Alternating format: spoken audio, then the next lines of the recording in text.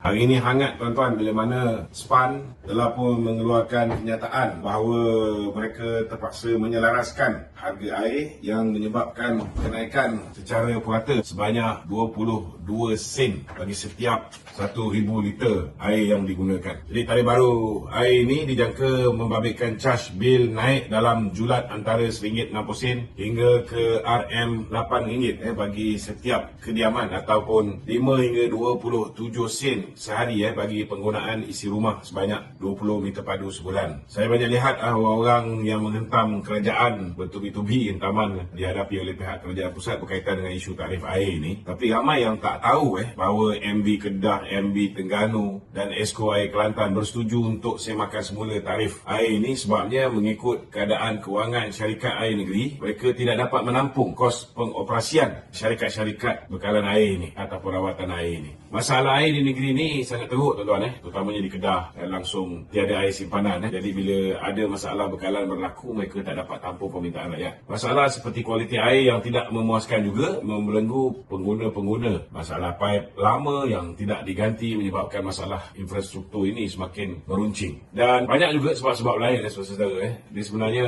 kalau nak ikutkan kenaikan 22 sen ini pun masih tak boleh menyelesaikan masalah kos setiap 1 liter air itu lebih kurang dalam RM1.75. Dan masalah hutang tuan-tuan, hutang-hutang yang terpaksa dibayar kepada operator-operator di 4 negeri ini semakin hari semakin meningkat disebabkan kehilangan air akibat daripada infrastruktur yang tidak diselenggara. Dan bila ada masalah penyelesaian perlu dilakukan segera. Dengan itu setiap syarikat operator negeri memohon kepada kerajaan pusat untuk menilai semula tarif air. Dan SPAN wajibkan untuk setiap operator melampirkan pelan perniagaan mereka supaya tidak berlaku ketirisan dan pengguna dapat akses kepada air bersih dengan lebih baik. Kerajaan pusat hari ini saudara juga memantau perkembangan setiap syarikat operator air supaya keuntungan yang diperoleh oleh mereka ini dapat dimanfaatkan kembali kepada pengguna. Dan kenaikan tarif ini hanya terkesan pada akaun individu saja. Bagi perniagaan dan operasi, kadar masih lagi sama kerana harga yang mereka nikmati memang lebih tinggi daripada individu. Jadi isu kenaikan harga barang disebabkan rentetan kenaikan tarif air tidak sepatutnya berlaku kalau restoran, kilang dan sebagainya.